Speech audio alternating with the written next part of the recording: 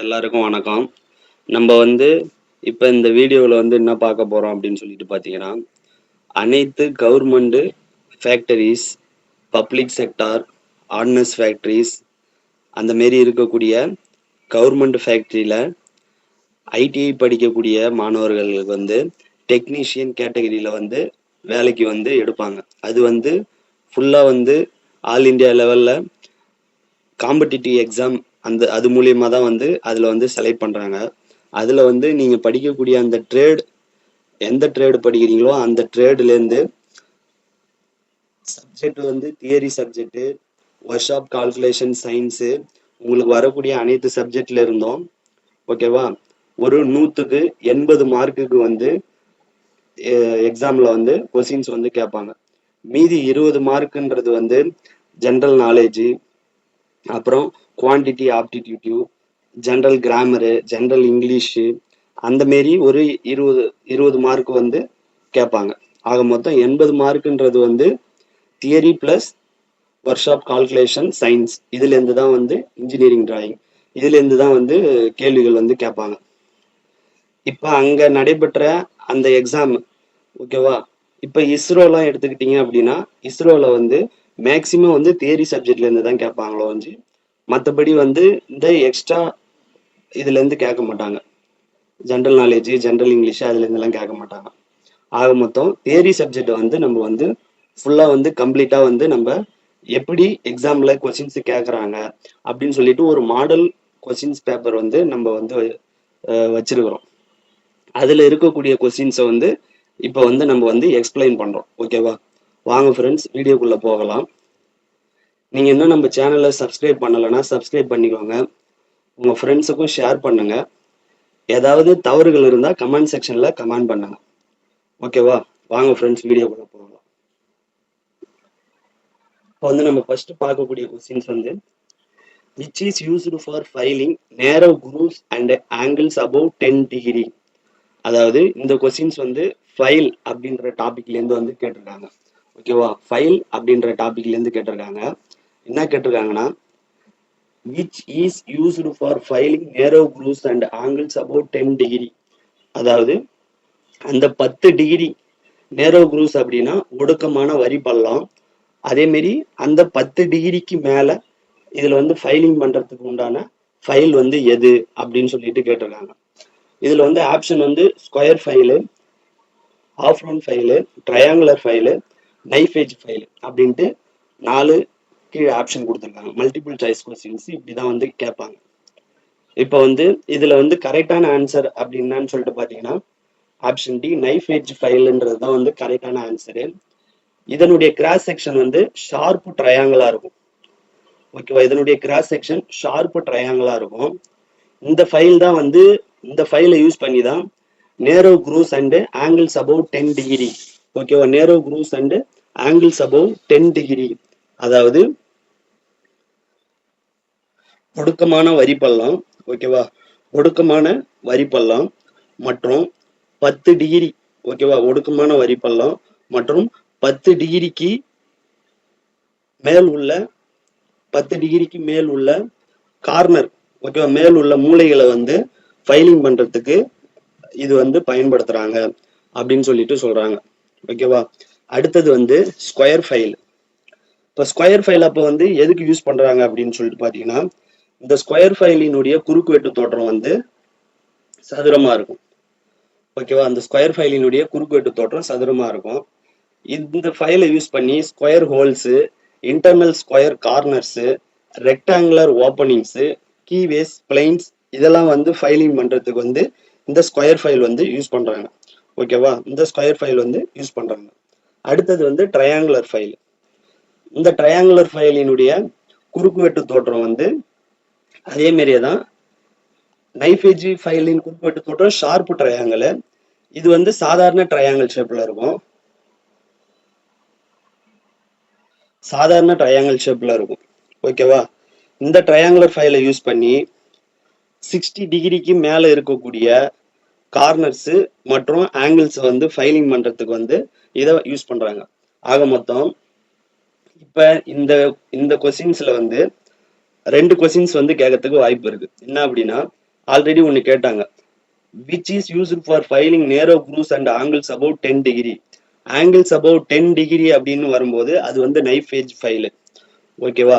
angles above 60 degree அப்படின்னு வந்துச்சு அப்படின்னா அதுக்கு வந்து ட்ரையாங்குலர் ஃபைல். இதை வந்து நீங்க ஞாபகம் வச்சுக்கோங்க. ஓகேவா? இதை வந்து நீங்க வந்து ஞாபகம் வச்சுக்கோங்க.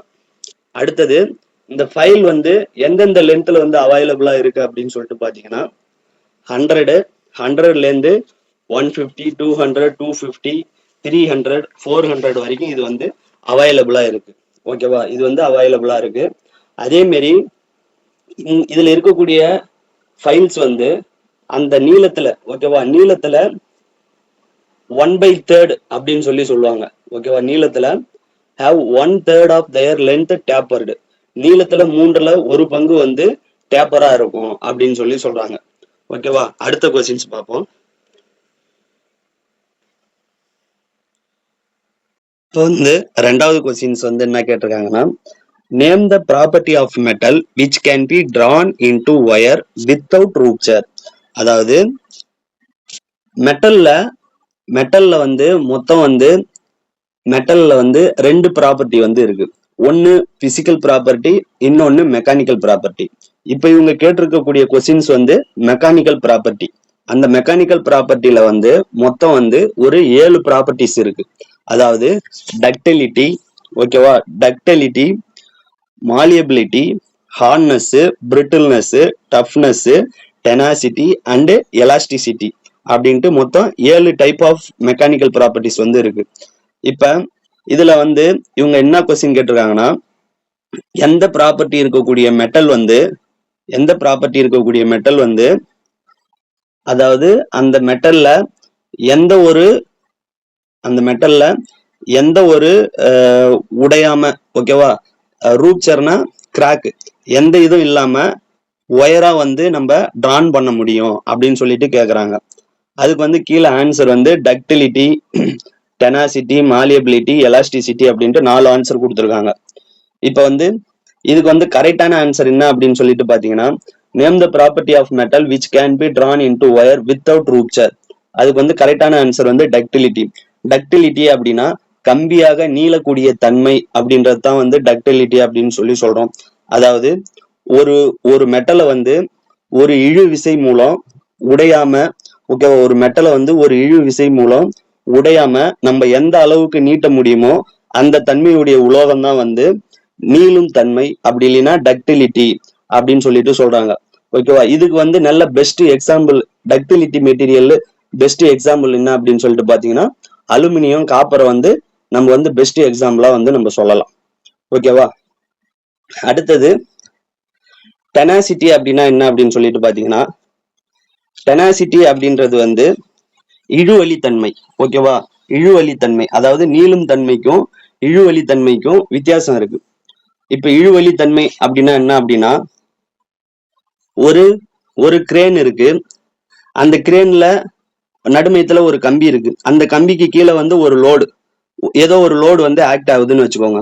இப்ப அந்த கிரேனுக்கும் அந்த ஆக்ட் ஆகுற லோடுக்கும் இடையில இருக்கிற அந்த ராடு இருக்கு பாத்தீங்களா, அந்த ராடு வந்து இழுப்பு சக்திக்கு வந்து அந்த ராடை வந்து நம்ம வந்து இழுப்பு சக்திக்கு வந்து உட்படுத்தும் போது அந்த ராடு வந்து உடையாம அதை தாங்கி நிக்குது அப்படின்னா அந்த உலோகம் தான் வந்து டெனாசிட்டி உடைய உலோகம், அதாவது இழு வலிமை தன்மை உடைய உலோகம் அப்படின்னு சொல்லிட்டு சொல்லுவாங்க.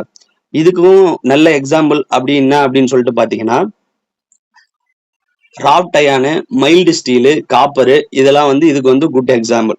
ஓகேவா? அடுத்தது எலாஸ்டிசிட்டி.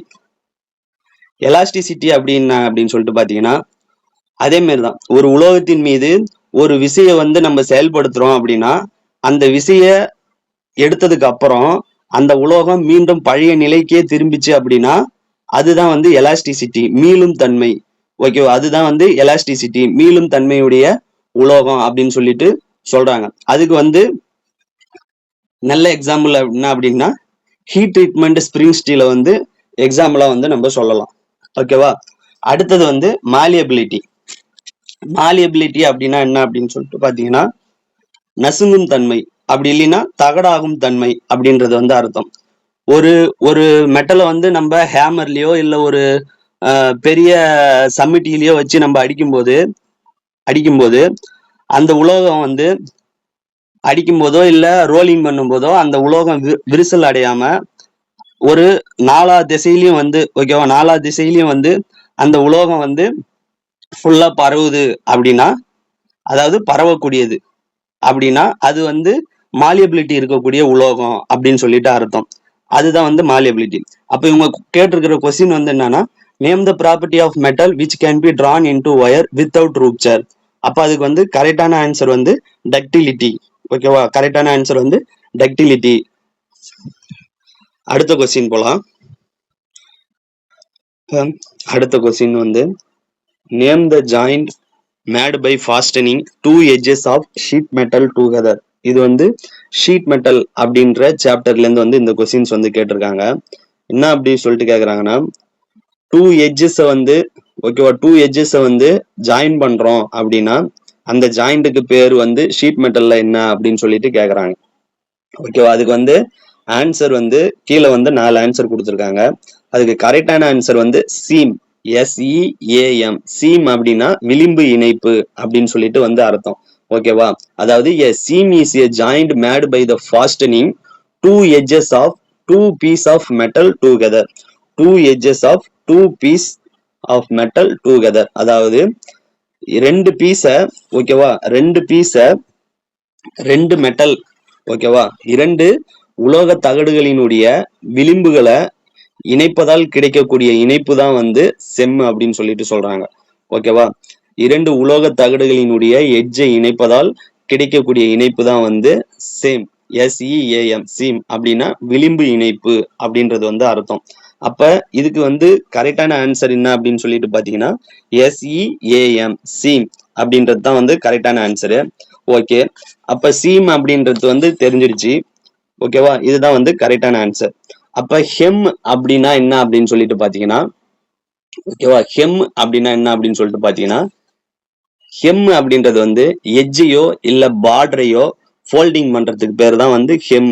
ஓகேவா, எஜ்ஜையோ பார்டரையோ ஃபோல்டிங் பண்றதுக்கு பேர் தான் வந்து ஹெம். அதாவது ஒரு தகடு இருக்குது அப்படின்னா அந்த தகட்டினுடைய எஜ்ஜி அப்படி இல்லைன்னா பார்டர், அதனுடைய ஓரங்கள் அப்படி இல்லைன்னா அதனுடைய எல்லை பாகங்களை வந்து நம்ம வந்து ஃபோல்டிங் மடிச்சு விளிம்புகளை ஏற்படுத்துறதுக்கு பேர் தான் வந்து ஹெம் அப்படின்னு சொல்லிட்டு சொல்றாங்க.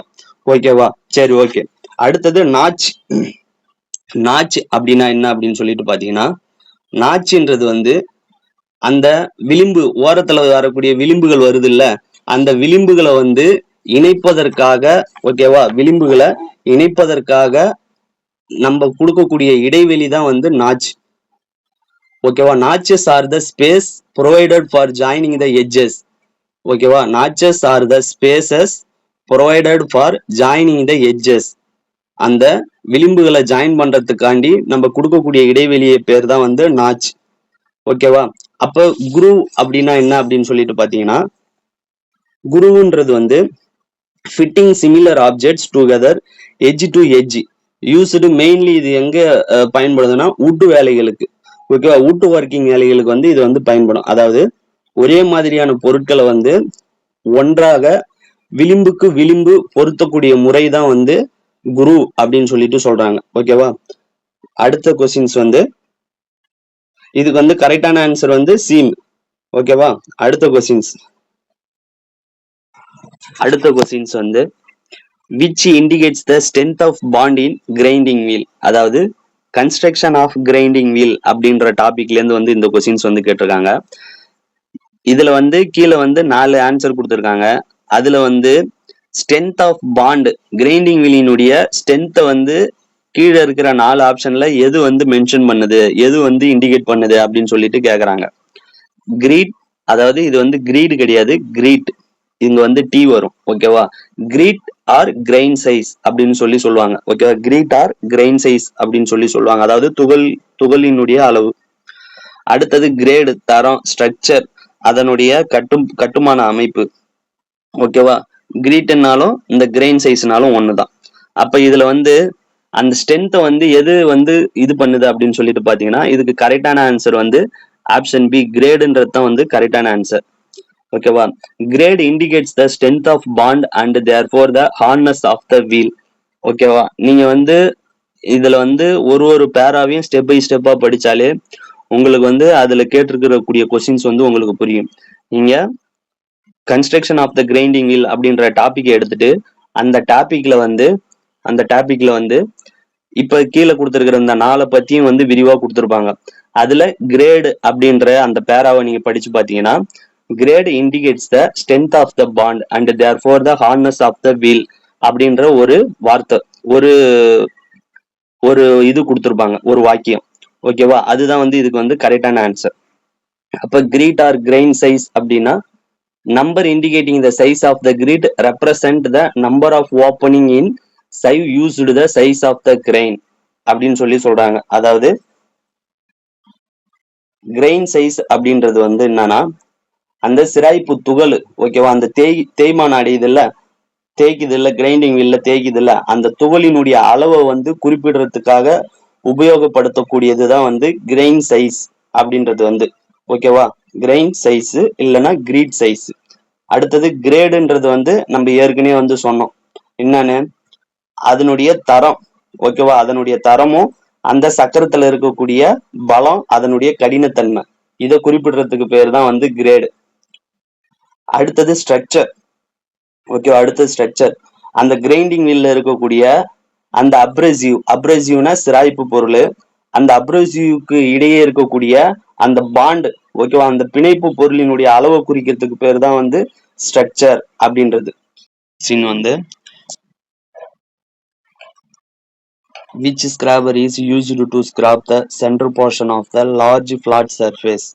அதாவது இதுல வந்து எந்த ஸ்கிராப்பரை யூஸ் பண்ணி நம்ம ஸ்கிராப்பிங் வந்து சென்டர் போர்ஷன்ல இருந்து லார்ஜ் ஃபிளாட் சர்ஃபேஸ் வந்து நம்ம ஸ்கிராப்பிங் பண்ண முடியும், பெரிய தட்டையான பரப்புகளை வந்து நம்ம எந்த ஸ்கிராப்பரை யூஸ் பண்ணி நம்ம வந்து ஸ்கிராப்பிங் பண்ண முடியும் அப்படின்ட்டு கேக்குறாங்க.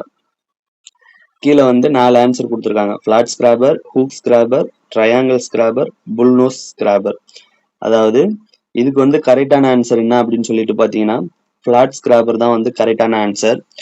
அதாவது இதுக்கு வந்து ஹூக் ஸ்கிராப்பரும் வந்து நம்ம சொல்லலாம். அதாவது இந்த ஹூக் ஸ்கிராப்பருக்கும் வந்து இதே centre portion of the large flat surface அப்படின்ற சென்டென்ஸ் வந்து அதுலயும் மென்ஷன் ஆகும். ஆனா பட் ஜெனரலா வந்து கொஸ்டின்ஸ் கேட்டாங்கன்னா, which scrapper is used to scrap the center portion of the large flat surface அப்படின்ட்டு கேட்டாங்கன்னா, அதுக்கு வந்து ஜெனரலா வந்து ஃபிளாட் ஸ்கிராப்பர் தான். அந்த ஃபிளாட் ஸ்கிராப்பர் பயன்படுத்த முடியாத இடத்துல இதே centre portion of the large flat surface scraping பண்ண ஹூக் ஸ்கிராப்பர் வந்து பயன்படுத்துவாங்க. ஓகேவா. அப்ப இது கரெக்டான ஆன்சர் என்ன அப்படின்னு சொல்லிட்டு பாத்தீங்கன்னா, flat scraper. Flat scraper used for scraping large flat surface. ஓகேவா. Large flat surface. அதே மாதிரி ஹூக் ஸ்கிராப்பர் வந்து used for scraping the center portion of the large flat surface where it is not convenient to use a flat scraper. அதாவது flat ஸ்கிராப்பரை பயன்படுத்த முடியாத இடத்துல அதிக பரப்புகளை உடைய அந்த தட்டையான ஜாப்ல, அந்த தட்டையான பகுதியின் நடு மையத்துல வந்து ஸ்கிராப்பிங் பண்றதுக்கு வந்து ஹூக் ஸ்கிராப்பர் வந்து பயன்படுத்துறாங்க. அடுத்தது ஹாஃப் ரவுண்ட் ஸ்கிராப்பர்னு ஒரு டைப் இருக்கு. இந்த ஹாஃப் ரவுண்ட் ஸ்கிராப்பர் வந்து slightly curved towards curved surface. அதாவது இது வந்து கரெக்டா வந்து முனையில வந்து லைட்டா வந்து வளைந்த பரப்புகளை உடையதா இருக்கும். இது வந்து பியரிங் பிளாக்ஸ், பிராசஸ் போன்ற சிறிய வளைந்த பரப்புகளை வந்து ஸ்கிராப்பிங் செய்யறதுக்கு வந்து இந்த ஹாஃப் ரவுண்ட் ஸ்கிராப்பர் வந்து பயன்படுது. ஓகேவா. அடுத்தது ட்ரையாங்குலர் ஸ்கிராப்பர். அதாவது 3 square or triangular scraper. 3 square ஸ்கிராப்பர்னு இதை சொல்லுவாங்க. இது வந்து எதுக்கு ஸ்கிராப்பிங் பண்ணனா, ஸ்மால் டயாமீட்டர் ஆஃப் ஹோல்ஸ், அதே மாதிரி deburring the edge of accurate holes. அதாவது சிறிய துளைகள் மற்றும் நுணுக்கமான துளைகளில் இருக்கக்கூடிய அந்த பிசிறுகளை வந்து நீக்கிறதுக்கு வந்து இந்த 3 ஸ்கொயர் ஆர் ட்ரையாங்குலர் ஸ்கிராப்பர் வந்து யூஸ் பண்றாங்க. அடுத்தது புல்நோஸ் ஸ்கிராப்பர் அப்படின்றது வந்து, இந்த புல்நோஸ் ஸ்கிராப்பருக்கு ஃப்ரண்ட் சைட்ல வந்து ஃபோர்ஜிங் செய்யப்பட்ட ஒரு டிஸ்க் ஒன்று வந்து இதுல இருக்கும். டிஸ்க் மாரி ரவுண்டு தட்டையான ஒரு ரவுண்ட் ஷேப்ல வந்து இருக்கும். இது வந்து லார்ஜ் பியரிங் சர்ஃபேஸை வந்து, ஓகேவா, லார்ஜ் பியரிங்னா பெரிய பியரிங்ல இது ஸ்கிராப்பிங் பண்றதுக்கு பயன்படும். இதுல வந்து ரெண்டு இது இருக்குது. ஒன்னு வந்து ரெண்டு மூவ்மெண்ட், ஒன்னு வந்து சர்க்கம்ஃபரன்ஷியல், அதாவது சுற்றுவட்ட பாதை இல்லைன்னா ஆரப்பாதை, அந்த மூவ்மெண்ட்லயும் வந்து இதுல ஸ்கிராபிங் பண்ணலாம்.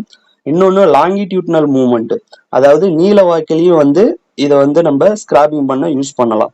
இது வந்து நம்ம பிளாட் ஸ்கிராபரை போலவே வந்து நம்ம பயன்படுத்தலாம் அப்படின்னு சொல்லிட்டு சொல்றாங்க. அப்ப இதுக்கு வந்து ஜென்ரலா வந்து scrape to centre portion of the large flat surface அப்படின்னு சொல்லிட்டு கேட்டாங்கன்னா அதுக்கு வந்து plot scraper.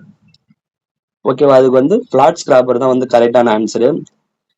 Where it is not convenient to use of large flat centre portion of large flat surface அப்படின்ட்டு கேட்டாங்கன்னா அதுக்கு தான் வந்து ஹூக் ஸ்கிரப்பர். ஓகேவா, அதுக்கு தான் வந்து ஹூக் ஸ்கிரப்பர். ஓகேவா, அடுத்த கொஸ்டின்ஸ் வந்து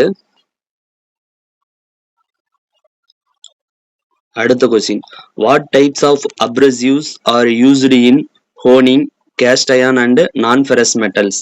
அதாவது இது வந்து ஒரு surface finishing process, honing or lapping, இதெல்லாம் வந்து நம்ம வந்து பார்ப்போம். அடுத்தது வந்து டாபிக்ல வந்து நான் வந்து அதெல்லாம் வந்து எக்ஸ்பிளைன் பண்றேன். ஓகேவா, இந்த ஹோனிங்ன்றது வந்து ஒரு சர்ஃபேஸ் ஃபினிஷிங் ப்ராசஸ். இப்போ இதுல என்ன கேட்டிருக்காங்கன்னா what type of abrasive used in honing cast iron and non ferrous metals. அதாவது எந்த அப்ரசிவ் அப்படின்றது வந்து ஒரு என்ன சொல்றதுன்னா ஒரு இதுதான், ஒரு கிரைண்டிங் செய்யற முறை தான். அது வந்து ஒரு கிரைண்டிங் ஸ்டிக்ஸ், அப்ரசிவ் ஸ்டிக்ஸ்னா ஒரு சாணி குச்சிகள். ஓகேவா, அதாவது பரப்புகளை வந்து ஃபினிஷிங் செய்யறதுக்காக பயன்படுத்தக்கூடிய ஒரு ஸ்டிக்ஸ், சாணி குச்சி தான் வந்து அப்ரசிவ் அப்படின்றது வந்து ஒரு தேய்க்கக்கூடிய மெட்டீரியல்.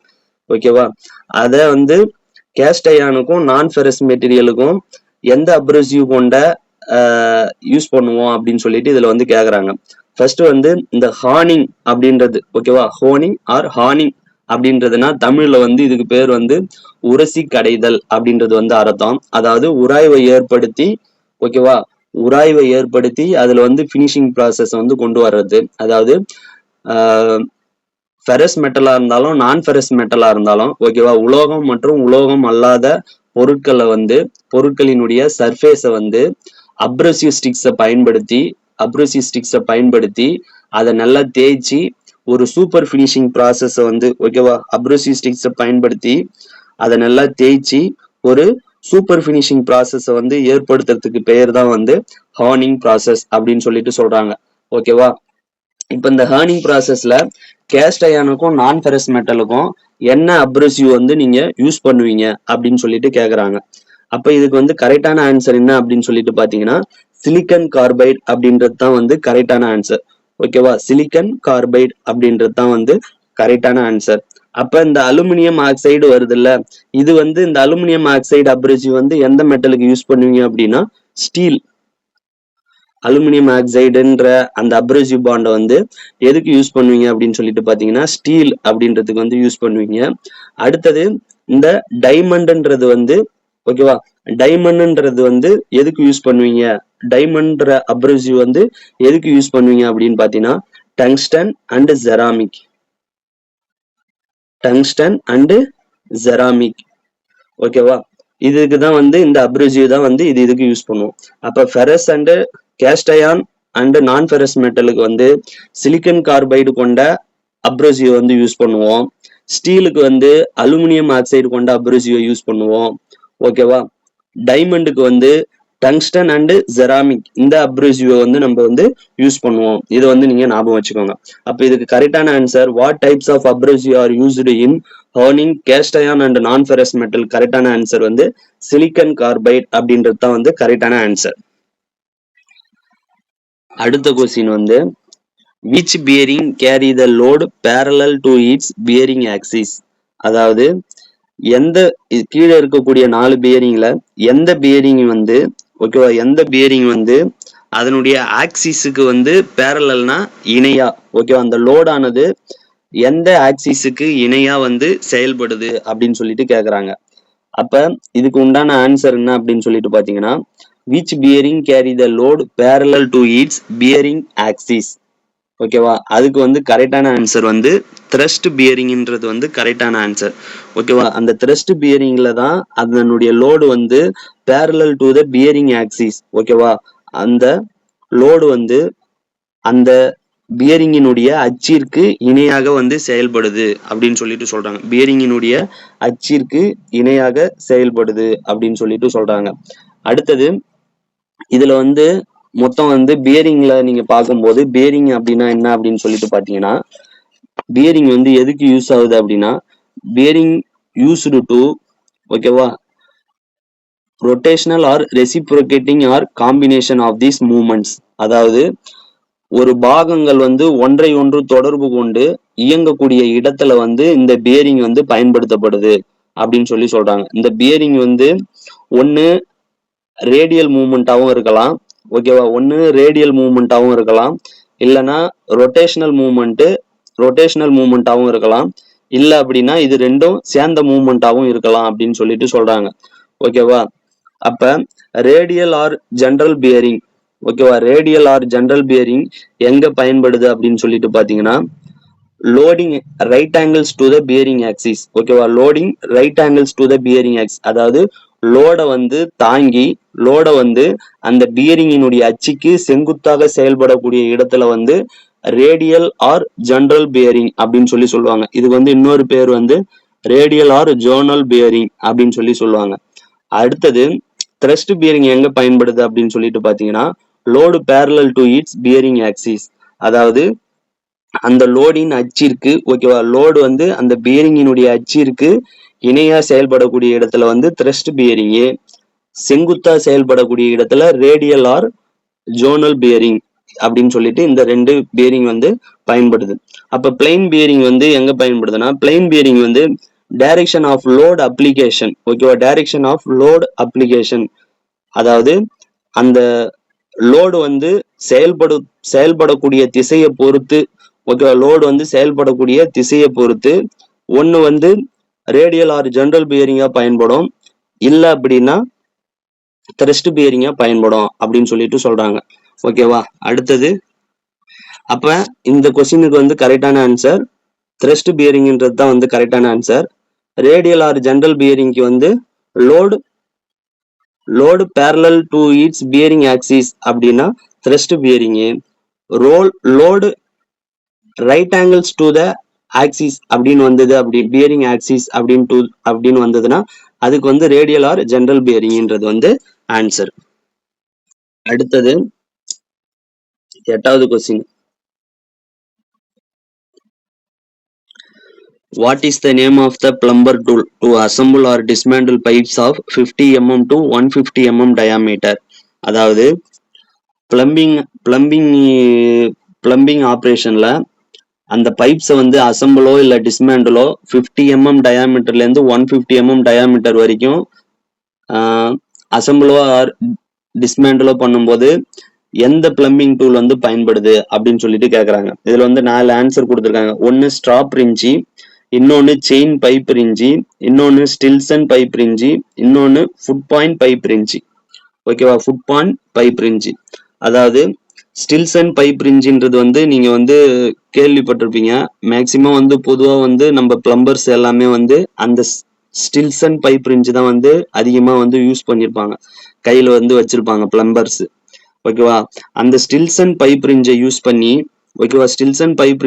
பண்ணி சிலிண்ட்ரிக்கல் ராட்ஸ், அதாவது வெவ்வேறு டயாவில் இருக்கக்கூடிய பைப்ஸை வந்து நம்ம வந்து டிஸ்மேண்டில் ஆர் அசம்பிள் வந்து நம்ம செய்யலாம் அப்படின்னு சொல்லிட்டு சொல்றாங்க ஸ்டில்சன் பைப் ரிஞ்சை யூஸ் பண்ணி. இந்த ஸ்டில்சன் பைப் ரிஞ்ச் வந்து எதுல தயாரிச்சிருக்காங்க அப்படின்னு சொல்லிட்டு பாத்தீங்கன்னா, ஹை டென்சைல் ஸ்டீல் ஓகேவா ஹை டென்சைல் ஸ்டீல் இல்லைன்னா டிராப் ஃபோர்ஜ்டு ஸ்டீல்ல செஞ்சு அதை வந்து ஹார்டன் பண்ணி டெம்பரிங் பண்ணிருப்பாங்க. ஓகேவா? இந்த ஸ்டில்சன் பைப் ரிஞ்சி வந்து எந்தெந்த சைஸ்ல அவைலபிளா இருக்குன்னா 6 இன்ச்சஸ்ல இருந்து 24 இன்ச்சஸ் வரைக்கும் வந்து அவைலபிளா இருக்கு. அதாவது 150 mm இருந்து 600 mm வரைக்கும் இது வந்து இந்த அவைலபிளா இருக்கு இந்த ஸ்டில்சன் பைப் ரிஞ்ச். ஓகேவா? இதனுடைய சைஸ்ன்றது வந்து அந்த 2 ஜா வருது பாத்தியா, அந்த 2 ஜாவை வந்து எவ்வளவு தூரம் நம்ம வந்து ஓபன் பண்ணி இருக்க முடியுமோ ஓபன் பண்ண முடியுமோ அதுதான் வந்து அதனுடைய லென்த். ஆக மொத்தம் இந்த ஸ்டில்சன் பைப் ரெஞ்சுன்றது வந்து 6 இன்ச்சஸ்ல இருந்து 24 இன்ச் எம்எம்ல சொல்லணும்னா 150 எம்எம்ல இருந்து 600 எம்எம் வரைக்கும் வந்து இது வந்து அவைலபிளா இருக்கு. இப்ப இவங்க கேட்டிருக்கிற கொஸ்டின்ஸ் வந்து 50 எம்எம்ல இருந்து 150 எம்எம் இருக்கக்கூடிய டயாமீட்டர்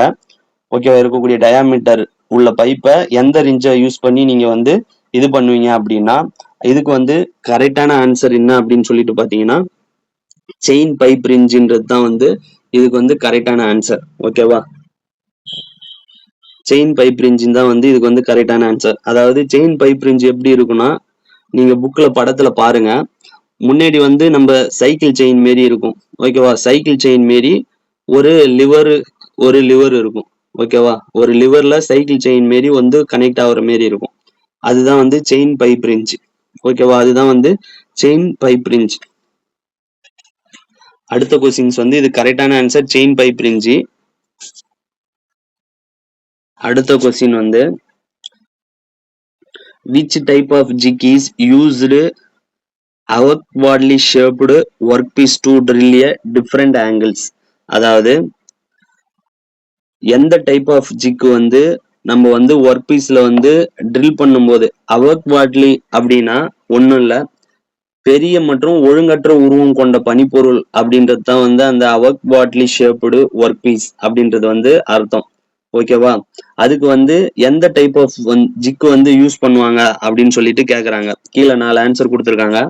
இதுக்கு வந்து கரெக்டான ஆன்சர் என்ன அப்படின்னு சொல்லிட்டு பாத்தீங்கன்னா, ட்ரோனியன் ஜிக் அப்படின்றது தான் வந்து இதுக்கு வந்து கரெக்டான ஆன்சர். அதாவது this can be used when large or awkwardly shaped work pieces are to be drilled from different directions. ஓகேவா, drilled from different directions அப்படின்றது தான் வந்து இதுக்கு வந்து அந்த ட்ருனியன் ஜிக்கை பத்தி அந்த பேராவில் வந்து கொடுத்துருக்காங்க. அதாவது பெரிய மற்றும் ஒழுங்கற்ற உருவம் கொண்ட பனிப்பொருளை பல்வேறு திசைகளில் இருந்து துளையிடணும் அப்படின்னா இந்த ட்ருனியன் ஜிக்கை பயன்படுத்தி தான் வந்து நம்ம அதை வந்து அந்த பனிப்பொருள்ல வந்து நம்ம வந்து ட்ரில் போடுவோம். ஓகே, அந்த பனிப்பொருள்ல வந்து நம்ம ட்ரில் போடுவோம் டிஃப்ரெண்ட் டைரக்ஷன்ஸ் வித் டிஃப்ரெண்ட் ஆங்கிள்ஸ்ல. ஓகேவா, அப்ப இது கரெக்டான ஆன்சர் வந்து ட்ருனியன் ஜிக்கு. போஸ்ட் ஜிக் அப்படின்னா என்ன அப்படின்னு சொல்லிட்டு பாத்தீங்கன்னா, போஸ்ட் ஜிக் வந்து எதுக்கு யூஸ் பண்றாங்க அப்படின்னா போரிங். ஓகேவா, அதாவது ஒரு பெரிய துளைய வந்து போடணும் அப்படின்னா அதுக்கு வந்து போரிங் ஜிக் வந்து யூஸ் பண்றாங்க. ஓகேவா, ஒரு பெரிய துளைய வந்து லொகேஷன் பண்ணணும் அப்படின்னா அதுக்கு வந்து போரிங் ஜிக் வந்து யூஸ் பண்றாங்க. சாலிட் ஜிக் எதுக்கு யூஸ் பண்றாங்க அப்படின்னு சொல்லிட்டு பாத்தீங்கன்னா, போஸ்ட் ஜிக்ன்றது வந்து ஒரு used for location from a bore, ஒரு பெரிய துளைகளை இடம்படுத்துறதுக்கு வந்து போஸ்ட் ஜிக் யூஸ் பண்றாங்க. சாலிட் ஜிக்ன்றது வந்து used while drilling small piece parts. ஓகேவா, used while drilling small piece parts, அதாவது சிறிய வகையான துண்டு பகுதிகளை வந்து துளையிடணும் அப்படின்னா அதுக்கு வந்து இந்த சாலிட் ஜிக் வந்து யூஸ் பண்ணுவாங்க. ஓகேவா, இது வந்து நீங்க ஞாபகம் வச்சுக்கோங்க. அடுத்தது வந்து 10வது question, what is the property of the lubricant that the vapour is given off from the oil. அதாவது இந்த கொஸ்டின்ஸ் வந்து ப்ராப்பர்ட்டிஸ் ஆஃப் லூப்ரிகண்ட் அப்படின்ற டாபிக்ல இருந்து வந்து கேட்டிருக்காங்க. ஓகேவா, ப்ராப்பர்ட்டிஸ் ஆஃப் லூப்ரிகண்ட் அப்படின்ற டாபிக்ல இருந்து கேட்டிருக்காங்க. அதாவது ஒரு லூப்ரிகண்ட் ஒரு உயவு பொருள் இருக்கு அப்படின்னா அந்த உயவு பொருளுக்கு வந்து என்னென்ன பண்புகள் வந்து இருக்கும் அப்படின்னு சொல்லிட்டு பாத்தீங்கன்னா, அதுக்கு வந்து ஒரு 6 பண்புகள், அதாவது விஸ்காசிட்டி, ஆயில்னஸ். ஓகேவா, viscosity, oiliness, flash point, fire point, pour point, emulsification and demulsibility. அதாவது பசைத்தன்மை, எண்ணெய் தன்மை, ஃபிளாஷ் பாயிண்ட் அப்படின்னா ஆவியாகும் தன்மை, ஃபயர் பாயிண்ட்னா தீப்பற்றும் தன்மை அப்படி இல்லைன்னா அதிக வெப்பநிலை கொண்ட தன்மை, போர் பாயிண்ட்னா பாயும் நிலை. அடுத்தது எமுல்சிஃபிகேஷன் அண்ட் டி எமுல்சிபிலிட்டினா கரையும் தன்மை மற்றும் கரைசல் மாறும் தன்மை அப்படின்றதுதான் வந்து இதுக்கு வந்து அர்த்தம். இப்போ வந்து இவங்க வந்து கேட்டிருக்கிறதுக்கு வந்து கரெக்டான ஆன்சர் என்ன அப்படின்னு சொல்லிட்டு பாத்தீங்கன்னா, ஃபிளாஷ் பாயிண்ட் அப்படின்றது தான் வந்து கரெக்டான ஆன்சர். ஓகேவா, அந்த ஃபிளாஷ் பாயிண்ட்ன்ற பேராவில் பாத்தீங்கன்னா, it is the temperature at which the vapour is given off from the oil, it decompose under pressure zone. ஓகேவா, டீகம்போஸ் அண்டர் பிரஷர் ஜோன். அதாவது temperature at which the vapour is given off. அதாவது என்ன சொல்றாங்க அப்படின்னா, அந்த லூப்ரிகேஷனை வந்து நம்ம வந்து ஹீட் பண்ணும்போது, சூடுபடுத்தும் போது அந்த லூப்ரிகேஷன்ல இருந்து ஆவி வெளிவரக்கூடிய தன்மை, ஓகேவா, ஆவி வெளிவரக்கூடிய நிலை தான் வந்து ஃபிளாஷ் பாயிண்ட், ஆவியாகும் நிலை அப்படின்றது தான் வந்து ஃபிளாஷ் பாயிண்ட், ஓகேவா. அப்ப இதுக்கு கரெக்டான ஆன்சர் என்ன அப்படின்னு சொல்லிட்டு பாத்தீங்கன்னா, ஃபிளாஷ் பாயிண்ட்ன்றது தான் வந்து கரெக்டான ஆன்சர். விஸ்காசிட்டி அப்படின்றது வந்து அதுக்கு என்ன டெஃபினேஷன்னா, it is the fluidity of an oil by which it can withstand high pressure or load without squeezing out from the bearing surface. அதாவது அதிக அழுத்தம் அப்படி இல்லைன்னா பலுவை தாங்கி அந்த தாங்கும் பரப்புல இருந்து அது வந்து வெளியே வரக்கூடாது. அந்த லூப்ரிகேஷன் வந்து அந்த லூப்ரிகேஷன் மேல எவ்வளவு பலு செயல்பட்டாலும் அது வந்து வெளியில வந்து வரக்கூடாது, பிதுங்கி வெளியில வரக்கூடாது. அதுக்கு பேர் தான் வந்து விஸ்காசிட்டி அப்படின்றது வந்து, அதுக்கு பேர் தான் வந்து விஸ்காசிட்டி. அடுத்தது போர் பாயிண்ட் அப்படின்னா என்னன்னா, the temperature at which the lubricant is able to flow when poured. அதாவது அந்த லூப்ரிகண்ட வந்து நம்ம கீழே ஊத்துறோம் இல்ல எங்கேயோ வந்து ஊத்துறோம் அப்படின்னா, அந்த பாயும் நிலையில் உள்ள வெப்பநிலைக்கு வந்து, ஓகேவா, உயவு பொருளை வந்து ஊற்றும் பொழுது அந்த போர் பாயிண்ட்ல இருந்து இருக்கக்கூடிய டெம்பரேச்சர் தான் வந்து போர் பாயிண்ட் டெம்பரேச்சர், அப்படி இல்லைன்னா போர் பாயிண்ட் அப்படின்னு சொல்லி சொல்றாங்க. அடுத்தது ஃபயர் பாயிண்ட் அப்படின்னா என்னன்னா, it's the temperature at which the oil catches fire and continues to be the flame. அதாவது தீ பற்றக்கூடிய வெப்பநிலை, அதுதான் வந்து ஃபயர் பாயிண்ட். அப்ப இவங்க கேட்டிருக்கக்கூடிய property of the lubricant that the vapour condition அப்படின்னா, வேப்பர்ன்றது வந்து ஆவியாகக்கூடிய தன்மை, அது வந்து எதுல செயல்படுது அப்படின்னா ஃபிளாஷ் பாயிண்ட்ன்றது தான் வந்து அதுக்கு வந்து கரெக்டான ஆன்சர். அடுத்த question, why the hand taps are chamfered at the lead. அதாவது ஹேண்ட் டேப்ஸ் வந்து, ஓகேவா, ஹேண்ட் டேப்ஸ் வந்து அந்த லீடுன்ற பகுதியில வந்து எதுக்கு வந்து சாம்பர் பண்ணியிருக்காங்க அப்படின்னு சொல்லிட்டு கேக்குறாங்க, ஓகேவா. ஹேண்ட் டேப்ஸை லீடுன்ற பகுதியில வந்து எதுக்கு வந்து சாம்பர் பண்ணியிருக்காங்க அப்படின்னு கேக்குறாங்க. கீழே ஆன்சர் கொடுத்துருக்காங்க, அலைனிங், ஸ்ட்ரெயிட்டனிங், ஃபினிஷிங், கிரிப்பிங் அப்படின்ட்டு 4 ஆன்சர் வந்து கொடுத்துருக்காங்க. இதுக்கு வந்து கரெக்டான ஆன்சர் என்ன அப்படின்னு சொல்லிட்டு பார்த்தீங்கன்னா, அலைனிங் அப்படின்றது தான் வந்து கரெக்டான ஆன்சர். அதாவது the end of the taps are chamfered, ஓகேவா, டேப்பர் லீடு, சாம்பர்டு அந்த பார்ட்டை வந்து டேப்பர் லீடுன்னு சொல்லி சொல்லுவாங்க. The end of the taps are chamfered for assisting, ஓகேவா, assisting, aligning and starting of the thread, assisting, aligning and starting of the thread. எதுக்கு அப்படின்னு சொல்லிட்டு கேட்டீங்க அப்படின்னா, அதாவது நம்ம வந்து அந்த த்ரெட் வந்து வெட்டும் பொழுது, ஓகேவா, அந்த த்ரெட் வந்து வெட்டும் பொழுது அந்த த்ரெட் வந்து பனிப்பொருள்ல வந்து, ஓகேவா, அந்த த்ரெட் வந்து வெட்டும் பொழுது அந்த த்ரெட் வந்து கரெக்டா வந்து அந்த பனிப்பொருள்ல கரெக்டா பிடிக்கிறதுக்கும், ஓகேவா, பனிப்பொருள்ல வந்து கரெக்டா பிடிக்கிறதுக்கும், அதே மாரி அதை வந்து கரெக்டா வந்து த்ரெட் போடுறத ஸ்டார்ட் பண்றதுக்கும், ஓகேவா, த்ரெட் போடுறத ஸ்டார்ட் பண்றதுக்கும் யூஸ் பண்றதுக்கு தான் வந்து அந்த சாம்பர் வந்து அதுல வந்து ஏற்படுத்தி வச்சிருக்காங்க, ஓகேவா. அப்ப இது கரெக்டான ஆன்சர் என்ன அப்படின்னா, அந்த சாம்பர் ஹேண்ட் டேப்ஸ்ல எதுக்கு இருக்கு அப்படின்னா அலைனிங், ஓகேவா, aligning or assisting and starting the thread, இந்த 3 தான் வந்து அந்த சாம்பர் இருக்கிறதுக்கு, சாம்பர் ஏற்படுத்தி இருக்கிறதுக்கு காரணம் வந்து அலைனிங், ஸ்டார்டிங் அண்ட் அசிஸ்டிங் அப்படின்றது தான் வந்து காரணம், ஓகேவா. அதாவது த்ரெட் போடும்போது அந்த த்ரெட்டை வந்து ஃபர்ஸ்ட் வந்து ஸ்டார்ட் பண்றதுக்கும் அந்த த்ரெட்டை வந்து கரெக்டா நேர்படுத்துறதுக்கும் பயன்படுறதுக்கு தான் வந்து அந்த சாம்பர் வந்து, ஓகேவா. 12 Y ribs are provided in the angle plate. அதாவது ஆங்கிள் பிளேட்ல வந்து அதனுடைய கீழ் பாகம், ஓகேவா, ஆங்கிள் பிளேட்டினுடைய பாகத்துல வந்து ரிப்ஸ் வந்து கொடுத்துருப்பாங்க. ரிப்ஸ் அப்படின்னா வந்து ஒரு ஒரு தடிமன் மாரி, ஓகேவா, ஒரு ஒரு தடிமன் கட்டமைப்பு மாரி வந்து ஒரு ரிப்ஸ் வந்து கொடுத்துருப்பாங்க. அது வந்து எதுக்காக அப்படின்னு கேக்குறாங்க, ப்ரொவைட் ஃபிளாட்னஸுக்கா, இல்ல டிஸ்டார்ஷனுக்கா, இல்ல ப்ரொவைட் ஸ்கொயர்னஸுக்கா, இல்ல சப்போர்ட் த மெஷினடு சர்ஃபேஸுக்கான்னு கேக்குறாங்க. அந்த ரிப்ஸ் வந்து எதுக்காகனா ப்ரிவென்ட் டிஸ்டார்ஷன். இதுதான் வந்து கரெக்டான ஆன்சர். அதாவது ribs and the unmachined part for ஓகேவா. ரிப்ஸ்ல வந்து மெஷினிங் வந்து பண்ணியிருக்க மாட்டாங்க, அது வந்து ஒரு அன்மெஷினடு பார்ட். அது எதுக்காகனா good rigidity and to prevent distortion. ஓகேவா, good rigidity and to prevent distortion. Angle பிளேட்டை வந்து பொதுவா வந்து க்ளோஸ்டு கிரைனடு கேஸ்ட் அயான் அப்படி இல்லைன்னா ஸ்டீல்ல வந்து செஞ்சிருப்பாங்க. ஓகேவா, க்ளோஸ்டு கிரைனடு கேஸ்ட் அயான் அப்படி இல்லைன்னா ஸ்டீல்ல வந்து செஞ்சிருப்பாங்க. செஞ்சு அதுல வந்து கீழே வந்து ரிப்ஸ் கொடுத்துருப்பாங்க. அந்த ரிப்ஸ்ன்றது வந்து அன்மெஷினடு பார்ட், அதாவது அதுல மெஷினிங் செஞ்சிருக்க மாட்டாங்க.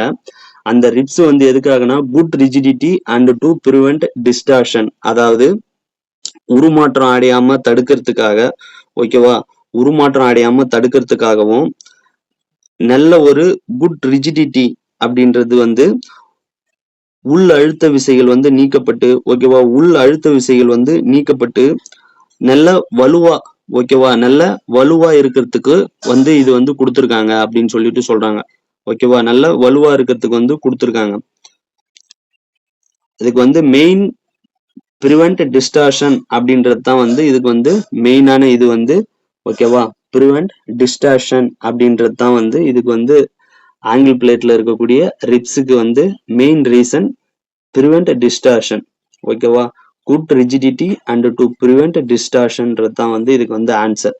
ஓகேவா, இப்போ வந்து நம்ம இந்த இந்த வீடியோவில் ஒரு 12 கொஸ்டின்ஸ் வந்து நம்ம பார்த்தோம் எக்ஸ்பிளனேஷனோட. அதை பற்றி நீங்கள் கமெண்ட் செக்ஷனில் கமெண்ட் பண்ணுங்க. மேலும் வந்து நான் வந்து மீதி இருக்கக்கூடிய கொஸ்டின்ஸ் வந்து இந்த மாரி வந்து வீடியோ கொடுக்கலாமா இல்லை எப்படி என்னன்னு சொல்லிட்டு வந்து நீங்கள் கமெண்ட் செக்ஷனில் கமெண்ட் பண்ணுங்க. அதுக்கு உள்ளவாறு வந்து நம்ம வந்து மேற்கொண்டு வீடியோ வந்து நம்ம மேக் பண்ணலாம். ஓகேவா, தேங்க்யூ ஃப்ரெண்ட்ஸ்.